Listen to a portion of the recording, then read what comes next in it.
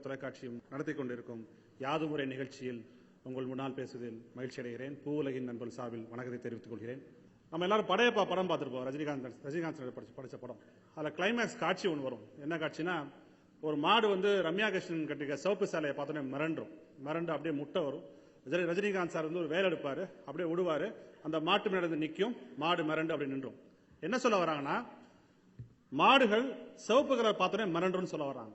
ஆனா உண்மை நண்பர்களே, மாடுகள் நிறக்குருடானவை. They are colour blindness. ஊதா கலர் ரிப்பன்லாம் நமக்கு தான், மாட்டுக்கு கிடையாது. அதுக்கு எல்லாமே கருப்பு வெள்ளை தான், அதுக்கு எல்லாமே ஆஷ் தான். சிவப்பு பச்சை ஊதா எதுவும் அதுக்கு தெரியாது, ஒன்லி ஆஷ் தான் தெரியும். இன்னொரு படம் பார்த்திருப்போம். ஒரு பாம்பு வந்து தன்னோட துணையை கொன்னவனை ஞாபகம் வச்சுக்கிட்டு 7 வருஷம் கழிச்சு வந்து அந்த பாம்பு வந்து பழி வாங்குறத பார்த்திருப்போம் இல்லையா? பார்த்திருக்கோமா இல்லையா? ஆனா உண்மை தெரியுமா, உலகத்தில் இருக்கின்ற உயிரினங்களில் பழிவாங்கும் உணர்ச்சி இருக்கின்ற ஒரே ஒரு உயிரினம் மனிதனாகிய நாம் மட்டும்தான். அடுத்ததாக ஊடகங்களில் நீங்க அதிகமாக பார்க்கக்கூடிய செய்தி, யானைகள் ஊருக்குள் புகுந்து அட்டகாசம், புலி ஊருக்குள் வந்து ஒருவர் பழி நம்ம பார்க்கிறோம். கூச்சமே நம்மளும் பார்க்கிறோம்.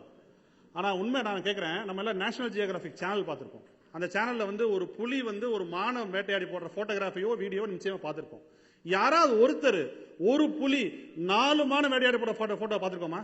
நிச்சயமாக பார்த்திருக்க முடியாது. ஏனென்றால் ஒரு புலிக்கு ஒரு வாரத்திற்கு 1 மான் போதும். அது சாப்பிட்ட மிச்சத்தை நரி சாப்பிடும், அது சாப்பிட்ட மிச்சத்தை பிணந்தின்னி கழுகுகள் சாப்பிடும். இதுதான் இயற்கையில் இருக்கக்கூடிய சிஸ்டம்.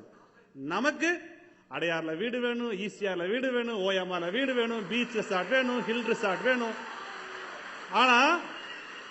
ஆனா நம்ம கூச்சமே இல்லாம சொல்றோம், ஊருக்குள் புகுந்து யானைகள் அட்டகாசம் கூச்சமே இல்லாம சொல்றோம். அதனாலதான் நாங்க பூவுலகளை போட்டோம், காட்டுக்குள் புகுந்து மனிதர்கள் அட்டகாசம் போட்டோம்.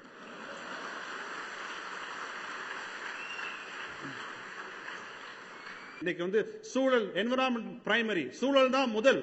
அழகா சொல்லுவார் மசனபு பொக்கோ, இயற்கை தான் எனது பிரதான ஆசான். Nature is my primary educator. இயற்கை நல்லா இருந்து சூழல் நல்லா இருந்தா தான் நீங்க காலேஜ் நடத்த முடியும், டிவி நடத்த முடியும், அரசியல் கட்சி நடத்த முடியும், முதலமைச்சராக முடியும், தொழில்நுட்பம் எல்லாமே நீங்க வேணும்னா சூழல் இங்க நன்றாக இருக்க வேண்டும்.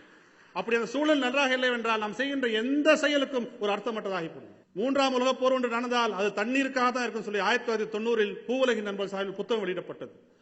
எண்ணெய் எப்படி 20ஆம் நூற்றாண்டை தீர்மானித்ததோ அதே போல் தண்ணீர் 21ஆம் நூற்றாண்டை தீர்மானிக்கும் பல அறிஞர்கள் சொல்லிட்டாங்க. What was oil for the 20th century, water will be for the 21st century. பல அறிஞர்கள் பல விஷயமா சொல்லிட்டு இருக்காங்க. இந்த தண்ணீரின் முக்கியத்துவத்தை உணர்ந்தனால்தான் நம்முடைய முன்னோர்கள் பண்டைய காலத்தில் 39,000க்கும் மேற்பட்ட நீர்நிலைகளை உருவாக்கி வைத்திருந்தார்கள். 39,000 நீர்நிலைகள், 34 நதிகள், 2 லட்சம் ஓடைகள் இருந்துச்சு தமிழ்நாட்டில். ஒவ்வொரு ஊருக்கும் 4 அல்லது 5 நீர்நிலைகள் இருக்கும். குளம், குட்டை, கம்மா அப்படின்னு பல்வேறு பேர்கள் இருக்கும். இந்த ஒவ்வொரு நீர்நிலையும் இணைக்கக்கூடிய 2 லட்சம் ஓடைகள் இருந்துச்சு தமிழ்நாட்டில். ஒரு நீர்நிலை நிறைஞ்சா அடுத்தது, அது நிறைஞ்சா அடுத்தது, அது நிறைஞ்சா அடுத்தது என்று தொடர்ச்சியாக 2 லட்சம் ஓடைகள் இருந்துச்சு தமிழ்நாட்டில். இதுதான் தமிழ்நாட்டின் நீர் குறித்த புள்ளி விவரம். நாம என்ன பண்ணிட்டோம் தெரியுமா? நாகர்கோவில்ல ஒரு பஸ் ஸ்டாண்டு பேர் குளத்து பஸ் ஸ்டாண்டு. நீர்நிலைகளை ஆக்கிரமிக்க கூடாதுன்னு சொன்ன உயர் நீதிமன்ற கிளை மதுரையில ஒரு நீர்நிலை. மதுரை மாட்டுத்தாவணி பஸ் ஸ்டாண்டுக்குள்ள போறதுக்கு என் கால் கூசும். மிகப்பெரிய நீர்நிலை அது. மதுரை இருக்கின்ற மாவட்ட நீதிமன்றம் ஒரு நீர்நிலை. இங்க சென்னையில முகப்பேர்ல ஏரி ஸ்கீம்னே போட்டு கூச்சமே இல்லாம வீடு வாங்கி வாழ்றோம். ஏரி எப்படி ஸ்கீம் ஆக முடியும்? இது எல்லாத்தையும் விட மிகப்பெரிய முறை தெரியுமா? நீரின்றி அமையாத உலகம் சொன்ன வள்ளுவனுக்கு ஒரு நீர்நிலையை அழிச்சுதான் வள்ளுவர் கோட்டை கட்டிக்கல சென்னையில. நீங்க போய் பாருங்க, லேக் வியூ ஸ்ட்ரீட் இருக்கும். எங்கடா லேக்குன்னு கேளுங்க, வள்ளுவர் கோட்டை தான் லேக்கு. எவ்வளவு ஒரு முரணான வாழ்க்கை. கர்நாடகா கூட சண்டை போடுறோம் காவேரிக்காக, முல்லை பெரியாருக்காக கேரளாவோட சண்டை போடுறோம். சண்டை போடணும், வாங்கணும், நம்ம உரிமை மாற்றுக்கிறது கிடையாது. ஆனால் சில டிஎம்சிகளுக்காக நம்ம சண்டை போடுகிற நாம் பல லட்சக்கணக்கான டிஎம்சி கொண்ட நீர்நிலைகளை நாம எப்படி பார்க்கிறோம்னா, bus stand, collector office, engineering college, hospital, commercial complex, இதுதான் நம்ம கண்ணுக்கு. இன்னைக்கு ஏன் மியாட் ஹாஸ்பிட்டல் அவ்வளவு பேர் இருந்தாங்க? மியாட் மருத்துவமனையின் காம்பவுண்ட் வால் வந்து அடையாறியோட பிளட் பேங்க் அது. அரும்பாக்கத்தில் மிகப்பெரிய மால் கூவமாற்றங்கரையில் இருக்குது. வேளச்சேரியில் இருக்க சென்னையின் மிகப்பெரிய மால் வேளச்சேரி ஏரி. தாங்கல், ஏந்தல் போன்ற பல்வேறு பேர்களை நீர்நிலை வச்சது. ஈக்காட்டு தாங்கல். அதனாலதான் நம்ம புதிய தலைமை அலுவலகத்துக்குள்ளே நிறைய தண்ணி போயிருச்சு. தண்ணீரை தாங்கி நிற்கக்கூடிய இடம் ஈக்காட்டு தாங்கல்.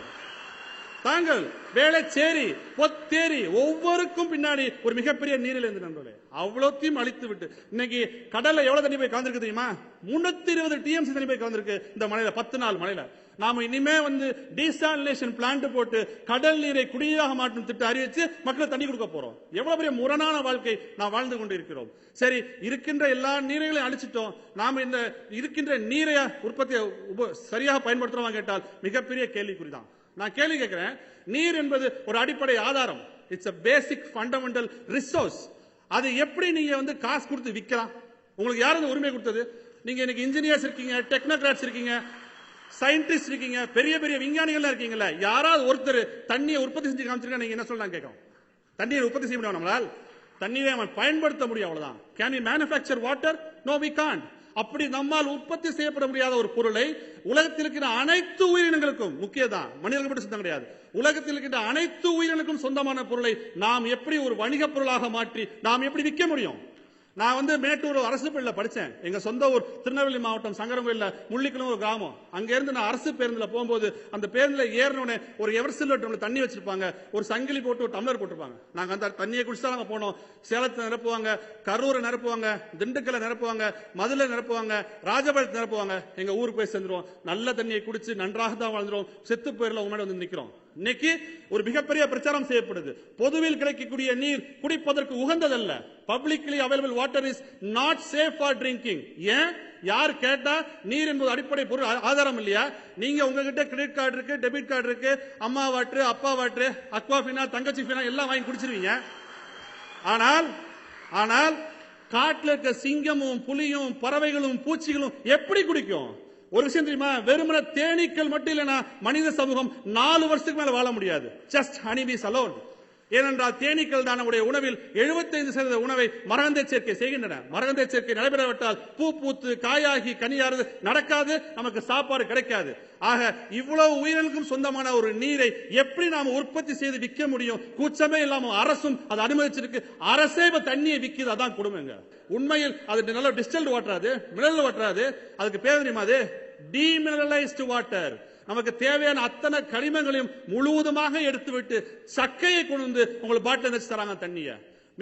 மிகவும் அற்புதமான தண்ணி தெரியுமா? உங்களுக்கு வர மெட்ரோ வாட்டர் என்ன, அதை புடிச்சு கொஞ்சம் சுட வச்சு நீங்க குடிக்கணும், அவ்வளவுதான். ஒன்னும் கெட்டு போயிட மாட்டோம், நல்லா தான் இருக்கும் எல்லாரும். நம்முடைய இன்னைக்கு எல்லா விஷயங்களும் இன்னைக்கு இருக்க எல்லாருமே அந்த பொதுவில் கிடைக்கக்கூடிய நீரை குடிச்சு தான் இந்த வளர்ந்திருக்க முடியும். இன்னைக்கு இருக்கின்ற தலைமுறை தான் இந்த சோ கால்டு மினரல் வாட்டர் குடிச்சு 7 வயசுல மாசு மாத்தி தர்றாங்க. உண்மை நம்பர் கிடையாது. சரி, நீரை எப்படி பார்க்கிறோம்? நாம் இருக்கின்ற நீரை எப்படி பயன்படுத்துறோம்? நமக்கு அடிப்படை ஒரு கேள்வி கேட்கணும். தந்தை பெரியார் அவர்களை பற்றி இந்திரா காந்தி அவர்கள் ஒரு முறை சொன்னார்கள், மிகவும் அற்புதமாக சொன்னார்கள். தந்தை பெரியார் அவர்கள் தான் ஏற்றுக்கொள்ளப்பட்ட நெறிமுறைகளை கேள்வி கேட்டவர் சொன்னாங்க. அந்த பெரியார் வாழ்ந்த காலத்தில் பெண் அடிமைத்தனம், சாதிய வேற்றுமை, தீண்டாமை போன்ற பல்வேறு விஷயங்களை சமூகம் ஏற்றுக்கொண்டிருந்தது. அவற்றை கேள்வி கேட்டவர் தந்தை பெரியார் அவர்கள். இன்னைக்கு நாம் அதே கேள்வி கேட்கணும். என்ன கேள்வி? அமெரிக்கால உட்கார்ந்துகிட்டு நம்ம கட்டியிருக்க வாட்சில எத்தனை மணின்னு சொல்லிட்டு அமெரிக்காக்காரன் பார்க்க முடியும். அவன் எதுக்கு திருப்பூர் கோயம்புத்தூர்ல இருந்து பனியன் சட்டியை இம்போர்ட் பண்றான்? நமக்கு ஷூவையும் செருப்பையும் செய்து தரக்கூடிய இயந்திரங்களை உற்பத்தி செய்வது இத்தாலி நாடு. இயந்திரங்களை உற்பத்தி செய்யக்கூடிய இத்தாலி நாடு ஏன் ஷூவையும் செருப்பையும் ஆம்பூர் வாணியம்பாடில இருந்து வாங்குறாங்க? நாங்க நம்மளால ஒரு கேம்ப் இருந்தோம். அந்த கேம்ப்ல ஒரு ஸ்வீடன் நாட்டுல இருந்து பையன் வந்தான். அந்த பையனை கூப்பிட்டு ஐயா கேட்டாரு, ஏன்பா உங்க ஊர் பக்கத்துல இருந்து ஒரு கார் தொழிற்சாலை சென்னைக்கு வந்திருக்கே, அது நல்லதா கெட்டதா கேட்டார். அந்த பையன் சொன்ன பதில் மிகவும் ஆச்சரியமான பதில். ஐயா, அது கெட்டதா இல்லையா எனக்கு தெரியாது, ஆனா நிச்சயமாக நல்லது கிடையாது அப்படின்னா. ஏன்பா இப்படி சொல்றேன்னாரு. நல்லதா இருந்தா எங்க ஊர்ல இருந்து உங்களுக்கு விட்டுக்க மாட்டோம்ல அப்படின்னா. அதான் உண்மை நண்பர்களே. ஏற்றுமதியாகும் ஒவ்வொரு உள்ளாடைக்கும், ஒரு பனியனுக்கு, ஒரு ஜட்டிக்கும் 2700 லிட்டர் தண்ணி செலவழிச்சு தான் நம்ம அந்த பொருளை உற்பத்தி பண்றோம். மறை நீர் பேரு, வெர்ச்சுவல் வாட்டர். ஒவ்வொரு பொருளை உற்பத்தி செய்வதற்கும் எவ்வளவு நீர் தேவை என்பதை மிக அழகாக கணக்கிட்டு வைத்துள்ளார்கள். ஒரு பனியன் ஜட்டிக்கு 2700 லிட்டர் தண்ணி தேவை. ஒரு ஜோடி ஷூவுக்கும் செருப்புக்கும் 16,600 லிட்டர் தண்ணி தேவை. ஒரு காருக்கு 4 லட்சம் லிட்டர் தண்ணி தேவை. ஒரு கோப்பை தேநீர்ல 120 லிட்டர் தண்ணி இருக்கு. ஒரு ஆரஞ்சு பழத்துல 50 லிட்டர் தண்ணி இருக்கு. ஒரு முட்டையில 200 லிட்டர் தண்ணி இருக்கு. ஒரு ஜீன்ஸ் பேண்ட்ல 10,000 லிட்டர் தண்ணி இருக்கு. அப்ப நீங்க எதை செய்றீங்கன்னு தெரியுதா? வளர்ந்த நாடுகள் என்ன பண்றாங்க தெரியுமா? தன்னுடைய அடிப்படை ஆதாரமான தண்ணீரை காப்பாற்றிக் கொள்வதற்காக இந்தியா, தமிழ்நாடு போன்ற வளர்ந்து வரும் பிரதேசங்களில் இருந்து இதை போன்ற பொருட்களை உற்பத்தி செய்து அவர்கள் வாங்கிக் கொண்டு தங்களுடைய வளமான இயற்கை வளமான தண்ணீரை சேமித்துக் கொள்கிறார்கள். நண்பர்களே, இன்னைக்கு அவங்களுக்கு இந்தியா இருக்குது, அவங்க இந்தியா இருந்து வாங்கிக்குவாங்க. தமிழ்நாட்டில நாமளும் கூச்சமே இல்லாம உற்பத்தி செஞ்சு அனுப்புவோம். நாளைக்கு தண்ணி தீர்ந்து போயிடும் தமிழ்நாட்டில். அப்புறம் அவங்களுக்கு கௌதமாலா இருக்கு, கொலம்பியா இருக்கு, சவுத் ஆப்பிரிக்கா இருக்கு, சவுத் கொரியா இருக்கு, பிலிப்பைன்ஸ் இருக்கு. அவங்க போயிட்டே இருப்பாங்க. நமக்கு இருப்பதோ ஒரே ஒரு தமிழ்நாடு தான். நாம் என்ன செய்ய போறோம்? ஒரு யூனிட் மின்சாரம் தயாரிப்பதற்கு அணு உலைகள் இருந்தால் 700 லிட்டர் தண்ணி வேணும். நீங்க போய் ஜஸ்ட் ஃபேன் சுவிட்ச போடுறீங்களே, அது ஒரு யூனிட் இல்ல, 700 லிட்டர் தண்ணி. அனல் மின் நிலையங்கள் என்றால் 300 லிட்டர் தண்ணி வேண்டும். இப்படி ஒவ்வொரு பொருளுக்கு பின்னாடியும் நீர் இருக்கிறது. இந்த நீரின் அரசியலை நாம் புரிந்து கொள்ளாத வரை நமக்கு நம்முடைய எதிர்காலம் மிகப்பெரிய கேள்விக்குறிதான்.